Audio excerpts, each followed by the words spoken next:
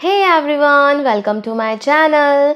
आज आपको मेरी आवाज़ हैवी लगेगी क्योंकि मुझे कफ एंड कोल्ड हो रखा है, बट मैं इस वीडियो के लिए बहुत ज़्यादा एक्साइटेड हूँ, तो इसलिए मैं ये वीडियो बना रही हूँ। So I am wishing you a very happy Valentine's day.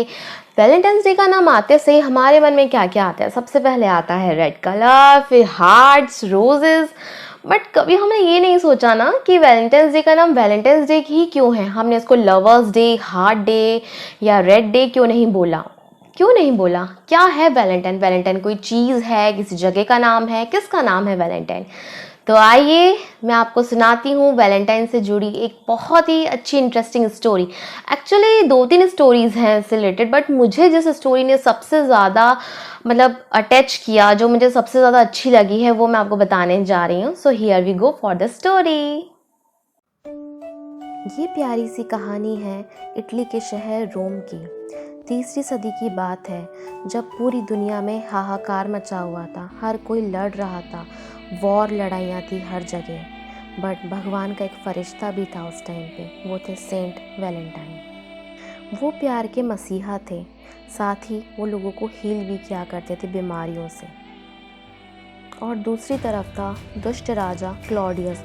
वो बहुत क्रूअल था, वो हर टाइम वॉर करता रहता था। अब उसकी इस आदत से उसकी प्रजा और उसके सोल्जर्स उससे परेशान रहने लगे थे, क्योंकि अब वो लोग अपनी फैमिली के साथ शांति से टाइम बिताना चाहते थे। जब ये बात पता चली क्लॉडियस को कि उसके सोल्जर्स वॉर पे नहीं जाना चाहते हैं, तो उसे और गुस्सा आया। उसे लगा कि ये जो मैरिड सोल्जर्स हैं ये किसी काम के नहीं हैं, और अब मुझे अपनी सेना में अनमैरिड सोल्जर्स को ही लेना है। और उसने उसके बाद ऐसा डिसीजन लिया जिससे सब परेशान हो गए। उसने बोला कि उसके राज्य में अब कोई भी शादी नहीं करेगा, और अगर किसी ने भी शादी की तो उसको कड़ी से कड़ी सज़ा दी जाएगी। इससे पूरा रोम सदमे में आ गया। उनको समझ में नहीं आ रहा था कि वो क्या करें, और ऐसा कैसे हो सकता है कि कोई भी शादी ना करे, इससे तो सब कुछ वहीं ठहर जाएगा। लेकिन एक मसीहा, एक फरिश्ते के रूप में सेंट वैलेंटाइन आ गया है। वो यंग सोल्जर्स और दूसरे यंग लोगों की शादियां करवाने लगे। वो किसी भी फरिश्ते से कम नहीं थे ऐसे टाइम में।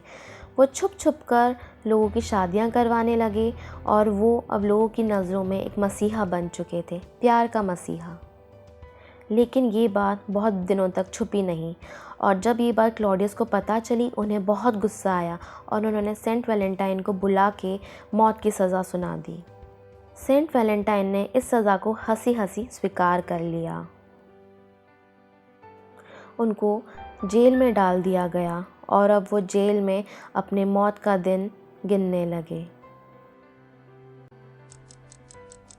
ऐसे में एक दिन जेलर अपनी बेटी को उनके पास लेके आए, और उन्होंने उनसे रिक्वेस्ट की कि वो उनकी बेटी की आंखों की रोशनी लौटा दे, क्योंकि उनके पास कुछ चमत्कारी शक्तियाँ थी, हीलिंग पावर्स थी।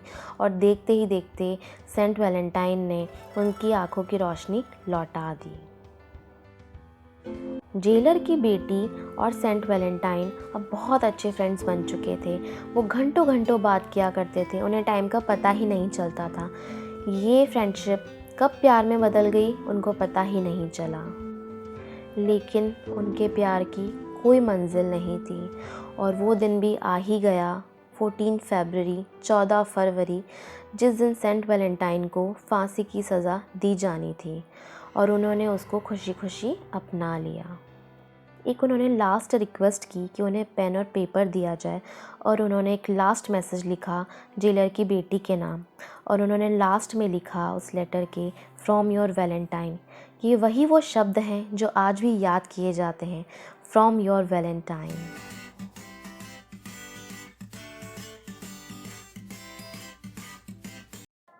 14 फरवरी यानी 14 फरवरी के दिन ही सेंट वैलेंटाइन को फांसी की सज़ा दी गई थी। इसीलिए इस दिन को हम वैलेंटाइंस डे के रूप में मनाते हैं, क्योंकि उन्होंने अपनी लाइफ सेक्रीफाइस कर दी थी प्यार करने वालों के लिए। इसलिए एज ए ट्रिब्यूट हम 14 फरवरी को वैलेंटाइंस डे के रूप में मनाते हैं। होपफुली आपको ये स्टोरी बहुत अच्छी लगी होगी, एंड इसके एनिमेशन के लिए मैं अपनी फ्रेंड रक्षिता को थैंक यू बोलना चाहूँगी। ये एनिमेशन उसने ही क्रिएट किया है। अगर आप ऐसे ही कुछ अच्छा एनिमेशन सीखना चाहते हैं या अपने बच्चों को सिखाना चाहते हैं, तो मेरे डिस्क्रिप्शन बॉक्स में उसका इंस्टा हैंडल शेयर किया है मैंने, तो आप उसको वहाँ पे कांटेक्ट कर सकते हैं।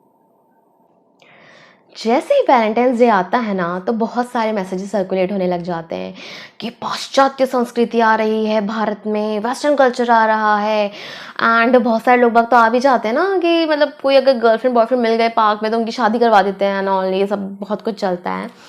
बट मुझे तो रियली में समझ नहीं आता कि मतलब इतना ज़्यादा हमें इन चीज़ों को लेके क्यों अपनी एनर्जी वेस्ट कर रहे हैं कि that's okay.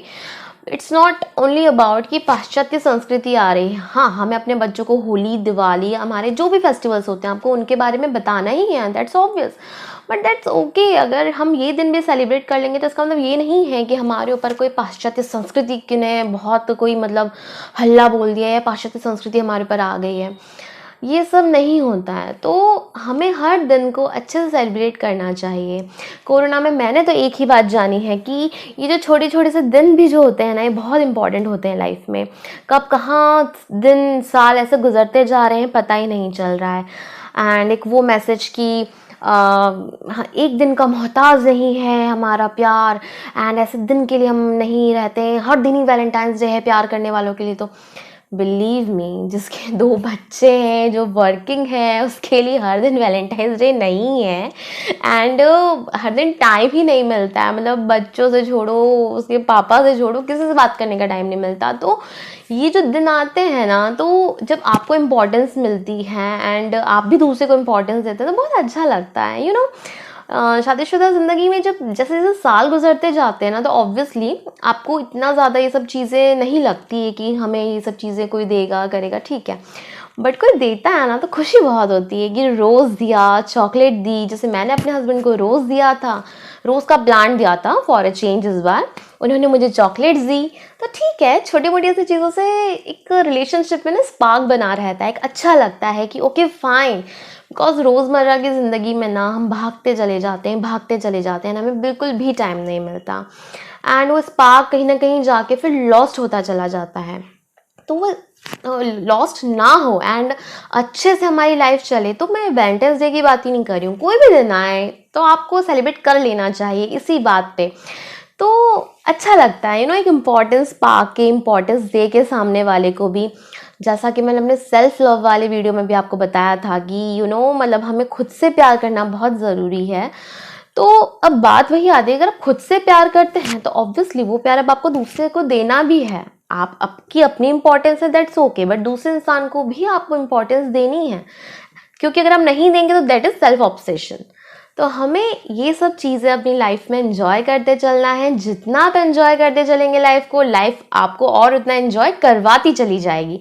Because this is universe, आप जो फेंकेंगे आपके पास मल्टीप्लाई होके वो चीज़ आएगी। ये तो थी वैलेंटाइंस डे से जुड़ी कुछ बातें। Now this is the time for tarot tip for Valentine's day. मैं आपके साथ एक प्रेयर शेयर करने जा रही हूँ वैलेंटाइंस डे की।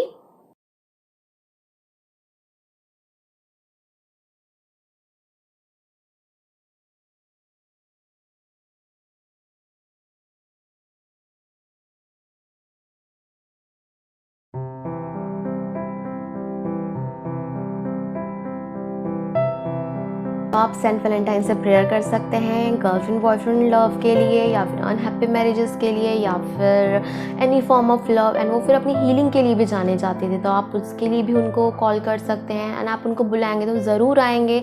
एंड इन रिटर्न आपको ग्रेटिट्यूड शो करने के लिए आप उनको वाइट एंड ब्लू फेदर या फिर हनी कॉम या फिर जो मैंने मेंशन किया आप उनको वो ऑफ़र कर सकते हैं। एंड ऐसे ही और भी टिप्स हैं मेरे पास, अगर आप वो जानना चाहते हैं तो प्लीज़ मुझे फॉलो कीजिए मेरे इंस्टाग्राम हैंडल पे। एंड इस वीडियो को ज़रूर शेयर कीजिए सब लोगों से, ताकि जो स्टोरी है वो सब जान सकें कि वैलेंटाइंस डे आखिर हम क्यों सेलिब्रेट करते हैं, क्या रीज़न है। इन्हीं सब वीडियोस के लिए do like, share and comment on my video and subscribe my channel and stay tuned.